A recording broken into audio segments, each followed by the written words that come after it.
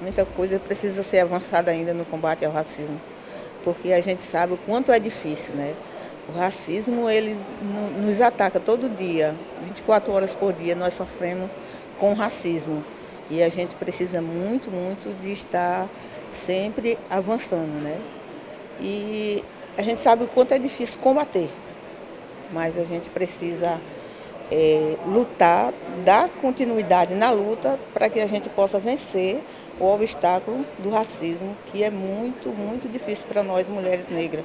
No meio da consciência negra, a gente precisa de estar na rua lutando mais ainda para que essa sociedade racista entenda da importância de nós, mulheres negras e homens negros, que nós somos seres humanos, nós precisamos ser respeitados enquanto negros e negras.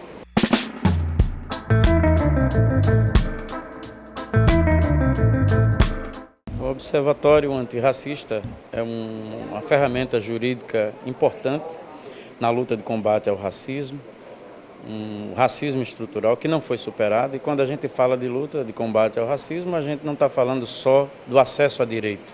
A gente está falando do acesso às pessoas negras, não é, ao mercado de trabalho, a uma política de saúde mental ou de saúde integral da população negra que alcance as comunidades, a uma política de educação não só de inserção de pessoas negras na universidade, mas de permanência, porque aí nós temos uma questão que precisa ser revista, a reparação ou esse passivo, né, de quase 500 anos que a população negra traz. Ele muitas vezes está representado no ponto de vista simbólico ou de alguns direitos concedidos, não é, pela sociedade burguesa. Então, assim, a gente precisa não só de direito, a gente precisa das condições de sobrevivência. E para ter condições de sobrevivência, o Observatório Antirracista, ele não só faz o apanhado, observa a situação da população negra enquanto vítima dos preconceitos, do racismo estrutural, como ele encaminha denúncia, dialoga com os organismos que fazem a defesa da população negra e recomendações para que situações de racismo, exclusão, discriminação sejam resolvidas.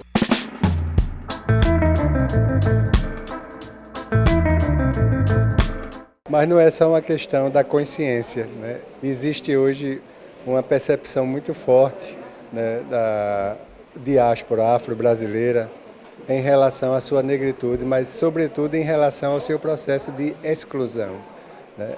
O que falta, na verdade, é uma consciência por parte da estrutura política brasileira, né, e do Estado brasileiro, que sempre se legitimou em cima do trabalho e do voto, né, do povo negro, para fazer essa necessária indenização.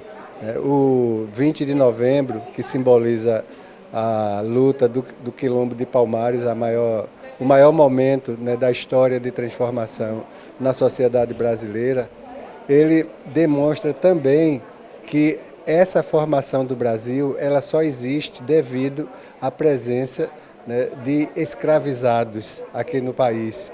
E ela precisa ser, naturalmente, não só percebida, e aí a consciência não é apenas do povo negro, é do conjunto da sociedade brasileira, que nunca se encontrou consigo mesmo porque preservou uma mentalidade escravocrata, né, e não consegue entender ainda ou ler o que é o significado do Quilombo de Palmares, de Zumbi e de Dandara e de muitos outros momentos da história brasileira, aonde o povo negro sempre esteve na frente, contribuindo, né, com esse processo de aperfeiçoamento e de formação.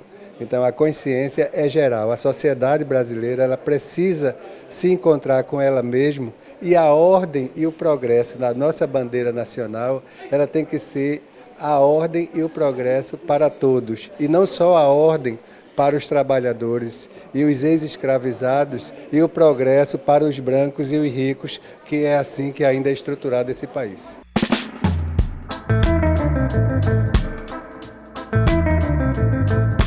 O racismo ele é estrutural, institucional e eu digo social, ambiental, político. E existem várias vertentes, no meu ponto de vista, do racismo. E ele se manifesta também de várias formas. Na Constituição de 1988, que nós somos iguais, mas só perante a lei, no papel.